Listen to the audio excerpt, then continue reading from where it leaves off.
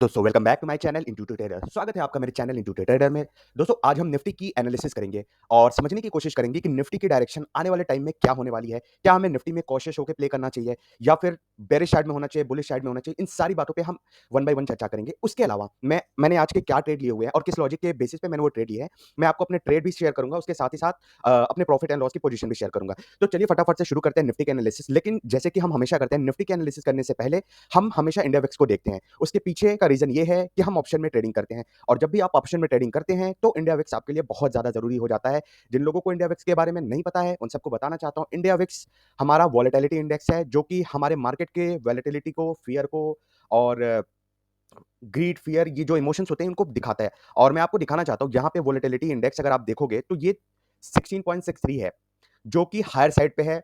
Budget, जब हमारा budget announce होने वाला था तब ऐसा एज्यूम किया जा रहा था कि हमारी इंडिया विक्स बहुत ही हाई पोजीशन पे होगी। जैसे ही बजट की अनाउंसमेंट हो जाएगी वो कूल डाउन कर जाएगी, जो कि सच भी है। बजट के अनाउंसमेंट के बाद अगर आप देखोगे तो इंडिया विक्स काफी कूल डाउन हुई थी, बट अगेन हम देख रहे हैं कि मार्केट में वॉलेटिलिटी फिर से बढ़ी है और यही रीजन है कि हमें निफ्टी में पिछले 2-3 दिनों से बहुत ही हाई रेंज देखने को मिल रहा है। तो आप क्लियरली देख सकते हो कि इंडिया विक्स अभी 16.63 पे है।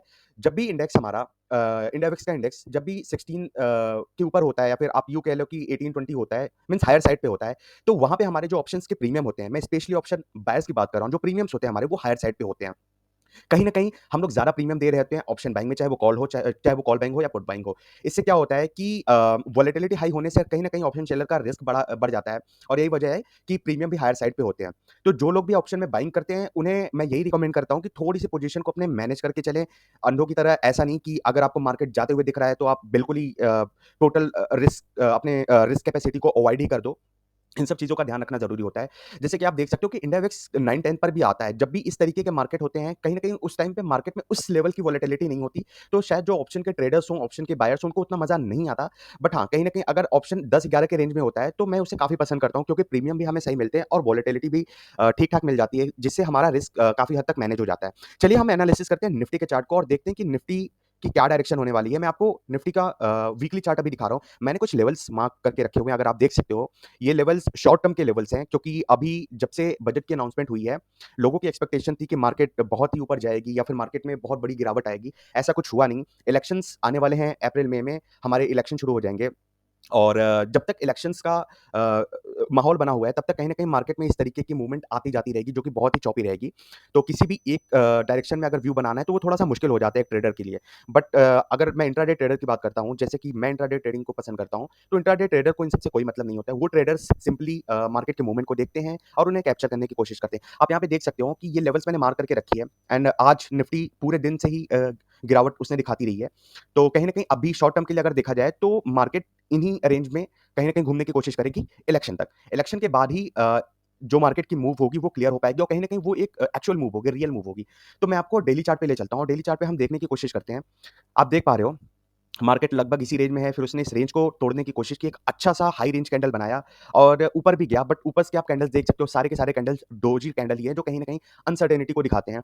उसके बाद आपने देखा होगा यहाँ पे बेरिश कैंडल बनी है। बाद में लास्ट थर्सडे को एक अच्छा खासा हैमर कैंडल बनाने की कोशिश की गई, बट वो भी सस्टेन नहीं कर पाई। आज मार्केट सुबह से ही अच्छी खासी गिरावट दिखा रही है। बहुत ही बड़ा कैंडल हमें देखने को मिला है। अभी टाइम हो चुका है 3:36, आप देख सकते हो मार्केट हो चुकी है बंद और मैं आपको अभी 15 मिनट के चार्ट पे ले चलता हूँ और मैं आपको समझाने की कोशिश करता हूँ कि आज मैंने जो ट्रेड लिया था वो किस लॉजिक पे लिया था। उससे पहले मैं आपको थोड़ा-सा प्रॉफिट एंड लॉस दिखा देता हूँ, क्योंकि ज़्यादातर लोगों को इसी में इंटरेस्ट होता है। उन्हें इस बात से फ़र्क नहीं पड़ता कि कितना टाइम लगता है इन सारे ट्रेड को लेने में, कैसे मैनेज करने में, प्रॉफिट बनाने में। बट मैं आपको दिखा देता हूँ आप लोगों के सैटिस्फैक्शन के लिए। तो ये मैं अपने डैशबोर्ड पे आ चुका हूँ, जो कि कोटक का है और मैं आपको पोर्टफोलियो सेक्शन पे ले चलता हूँ। तो पोर्टफोलियो सेक्शन में ये मैंने आज 37,000 की प्रॉफिट बनाई है, आप देख सकते हो और मैंने पूरे दिन में सिर्फ 3 ऑप्शंस में पोजीशन बनाई है, जिसमें कि 2 पुट थे और 1 कॉल था। कॉल में मेरे लॉस ही हुए हैं, क्योंकि मार्केट, मुझे लगा था एक टाइम के बाद, मैं आपको लॉजिक बताऊँगा कि कहाँ पे मैंने इसे वापस से बाय करने की कोशिश की थी। बट ये मेरे दोनों पोजीशंस हैं, आप देख सकते हो और ये टोटल प्रॉफिट है। तो मैं आपको ले चलता हूँ वापस से चार्ट पे। अच्छा, मैं आपको ऑर्डर बुक भी दिखा देता हूँ। अ, ठीक है। तो पहले मैंने पुट को ही बाय करने की कोशिश की। उसके बाद आप देख सकते हो पुट को बाय करने की कोशिश की, कैंसल किया, उसके बाद मैंने पुट बाय की। ये सारे ऑर्डर्स हैं, ठीक है? अभी चलते हैं हम चार्ट पे और समझने की कोशिश करते हैं कि क्या है।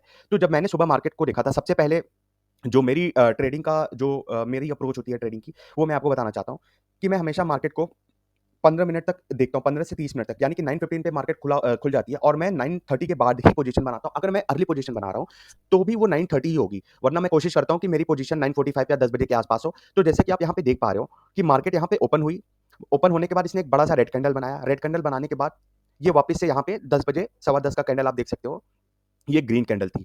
बट हम पिछले कुछ दिनों से देख रहे हैं कि मार्केट एक लेवल पे आके ही रुक जा रही है। आप देख सकते हो, हमेशा जो शॉर्ट टर्म के लेवल्स होते हैं, उन पर ध्यान देना ज़रूरी होता है, अगर आप इंट्राडे में ट्रेड कर रहे हो। तो जैसे कि आप देख सकते हो, कल भी मार्केट ने ऊपर जाने की कोशिश की, उसके बाद दोबारा उसने उस लेवल को टच करने की कोशिश की, बट वो सस्टेन नहीं कर पाया। आज मार्केट ओपन हुई, मार्केट नीचे के साइड आई और उसने दोबारा एक ग्रीन कैंडल बनाई, जो कि बढ़िया रेंज की कैंडल थी, लेकिन फिर भी वो इसे सस्टेन नहीं कर पाई। फॉलो कैंडल में आप देख सकते हो, डोजी कैंडल बना है। उसके बाद आप ये कैंडल देख सकते हो, यहाँ पे आप क्लियरली देख सकते हो कि एक बेयरिश कैंडल बना है।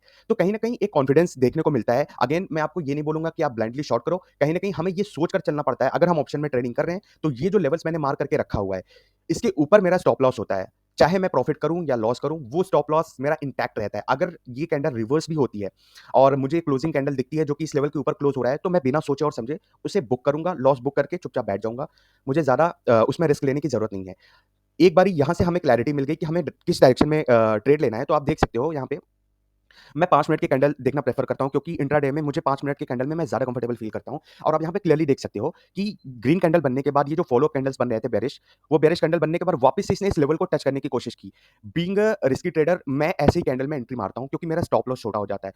एनीवेज़, अगर स्टॉप लॉस हिट होगा, मुझे तो लॉस बुक करना ही है। लेकिन मैं किसी भी बिगिनर को ये रिकमेंड नहीं करता कि आप इस तरीके की पोज़ीशन बनाओ। आइडियली आपको ऐसे कैंडल्स में एंट्री लेना चाहिए। बट क्योंकि मेरी प्रैक्टिस हो गई है, इसलिए मुझे ऐसे कैंडल्स पसंद है, क्योंकि मेरे स्टॉप लॉस इसमें छोटे हो जाते हैं और कम हो जाते हैं।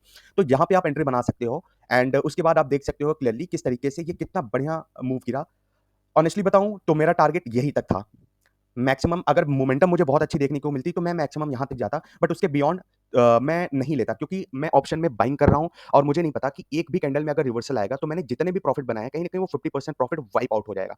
तो मैं इतना ज़्यादा रिस्क लेके काम करना पसंद नहीं करता, इसीलिए मेरा जो टारगेट है वो फिक्स्ड होता है। अगर ये कैंडल इस लेवल के रेंज तक आ जाती है और मुझे देखने को मिल जाता है कि हाँ, मैंने अपने कैपिटल का 13, 14, 15% बना लिया है, तो उतना मेरे लिए काफ़ी है, जो कि कहीं न कहीं मेरे मेरे कैपिटल्स ने मुझे अच्छी खासी प्रॉफ़िट बना के दे दी थी। अगेन उसके बाद हम देख रहे हैं कि एक जो फ़ॉलो अप कैंडल है, उसमें भी काफ़ी अच्छा मोमेंटम था। एक बढ़िया-सा रेड कैंडल बढ़िया रेंज का कैंडल बना। उसके बाद वापस से फ़ॉलो अप कैंडल मुझे देखने को मिला। तो कहीं न कहीं अब जब ये कैंडल यहाँ तक बन चुकी थी, तो मेरा एंट्री लेने का कोई लॉजिक नहीं था। अगेन मुझे जितनी प्रॉफ़िट बनानी थी, मैंने बना लिया। मार्केट हमेशा आपको बुलाएगा अपने पास, बट आपको जाना या नहीं जाना, ये फ़ैसला आपका खुद का होगा। तो मैं यहाँ पे चुपचाप एग्ज़िट करके मैं अपने दूसरे काम में लग गया। मुझे देखने से कोई मतलब नहीं था मार्केट में क्या हो रहा है, कैसे हो रहा है। ठीक है? वापस से मैं मार्केट में आता हूँ। आप देख सकते हो कि 12:45 तक वापस से मैं मार्केट में आता हूँ और मुझे देखने को मिला कि यहाँ पे एक मुझे हैमर टाइप का कैंडल देखने को मिला और मैं देख रहा था कि अगर आप आरएसआई को ध्यान से देखोगे, तो कहीं न कहीं ये आरएसआई भी आपको इंडिकेशन दे रहा है। यहाँ पे आपको नेगेटिव डाइवर्जेंस देखने को मिल रहा है कि मार्केट नीचे तो आ रही है। एक्चुअली में मार्केट नीचे आ रही है, बट ये आरएसआई हमारा नीचे नहीं आ रहा है उस लेवल तक। तो यहाँ पे एक मुझे छोटा-सा कॉन्फिडेंस बिल्डअप हुआ कि यार हो सकता है कि यहाँ से रिवर्सल देखने को मिले और अगर ये इस लेवल के ऊपर जाता है, इसे ब्रीच आउट करता है, तो काफ़ी अच्छी मोमेंटम देखने को मिलेगी। तो इस कॉन्फिडेंस के साथ मैंने मार्केट में एंट्री की तकरीबन इस कैंडल के आसपास और मैंने उसको ऊपर जाने तक का वेट किया। बट कहीं न कहीं मैं देख पा रहा था कि मार्केट वही घूम रही है, लेकिन जब ये कैंडल बनी, तो मैंने जो प्रॉफिट बनाए हुए थे, 2000 के आसपास का मेरा प्रॉफिट था, तो वो प्रॉफिट वाइप आउट होने लगा। तो मुझे ये तो क्लियरली समझ में आ गया कि मार्केट ऊपर जाने के मूड में नहीं है एंड मैंने फटाफट अपना लॉस इस कैंडल पे बुक कर लिया। उसके बाद मैंने वापस से मैं आपको जैसे दिखाता हूँ कि वापस से मैंने अपनी पोज़ीशन बनाई पुट साइड में। आप देख सकते हो, ये पोज़ीशन बनाई मैंने 12.57 पे। 12.57 पे मैंने ये पोज़ीशन बनाई, आप देख सकते हो ये। इस कैंडल के आसपास मैंने ये पोज़ीशन बनाई और अगेन मेरा टारगेट वही था कि मुझे इस लेवल के आसपास आके एग्ज़िट मारना था, जो कि ये रेंज था, आप देख सकते हो। मार्केट एग्ज़ैक्टली यहीं से टर्न हुई। आप देख सकते हो कि मैंने इस कैंडल के आस-पास आके एग्ज़िट मार दी। मैं आपको अपने ऑर्डर बुक दिखा देता हूँ। मैंने 12.57 पे एंट्री ली थी और एक एक साथ पे मैंने एग्ज़िट मार दी और एक साथ का कैंडल आप देख सकते हो, ये यही वो कैंडल था, ये वाला कैंडल जहाँ पे एग्ज़िट मैंने मार दी। उसके बाद आप क्लियरली देख सकते हो रिवर्सल हुआ, रिवर्सल होने के बाद मार्केट ने वापस से उसी लेवल को टच करने की कोशिश की। ठीक है? तो अभी कल मार्केट में क्या मूव होने वाला है, उसके बारे में हम बात कर लेते हैं। कल हमारी क्या स्ट्रैटेजी होगी मार्केट में ट्रेड करने का।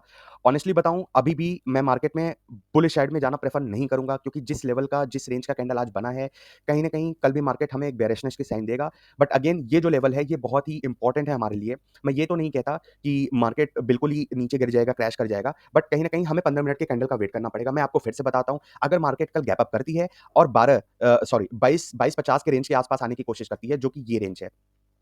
अगर मार्केट ओपन करती है गैप अप और इस लेवल के आस-पास आने की कोशिश करती है, तो अगेन मैं शॉर्ट करूँगा उसे और हमारा टारगेट वही वापस से पहला टारगेट तो यही रहेगा, जो कि आज का टारगेट था, ठीक है?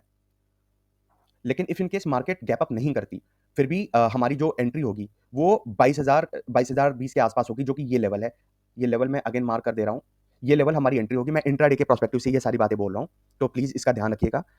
मार्केट में कल हो सकता है कि गैप अप हो जाए और हो सकता है गैप अप के बाद वो इसी लेवल के आस-पास आए।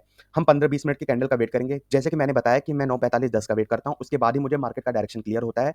तो अगर मार्केट हमें इस रेंज के आस-पास दिखेगा, तो मैं उसे शॉर्ट ही करूँगा। अनटिल एंड अनलेस ये वाला लेवल जो 22-28 का लेवल है, यानी कि 22,100 के आस-पास मार्केट ऊपर जाके क्लोज़ नहीं करेगा, मैं बुलिश साइड में नहीं जाऊँगा। क्लियरली मेरा बिल्कुल क्लियर डायरेक्शन है कि मैं वेट करूँगा मार्केट की क्या पोज़ीशन है। पहले तो एज़ एक्सपेक्टिंग कि मार्केट इस लेवल के आस-पास आके ओपन करेगा। अगेन मैं हमारी शॉर्ट की पोज़ीशन बनेगी। बट इफ इन केस अगर मार्केट में बहुत अच्छा मोमेंटम रहा अपसाइड का, तो हो सकता है वो इस लेवल को ब्रीच कर जाए। इस लेवल के ब्रीच करने के बाद मेरी पोज़ीशन बुलिश साइड में हो जाएगी और कहीं न कहीं मेरा टारगेट वापस से यही का होगा। तो देखते हैं कल मार्केट क्या मूव देती है। उम्मीद करता हूँ कि आपको इस वीडियो से कुछ इनसाइट मिला होगा। अगर आपको वीडियो पसंद आया तो प्लीज़ इसे शेयर कीजिए अपने दोस्तों के साथ। मेरे चैनल को सब्सक्राइब कीजिए और कमेंट में अपने ओपिनियन दीजिए ताकि मैं अपनी वीडियो और अपनी वीडियो क्वालिटी को या फिर क्या मुझे आप लोगों को पसंद है, क्या मुझे डिलीवर करना चाहिए, इस बारे पे नए वीडियोज़ बना सकूँ। Thank you so much.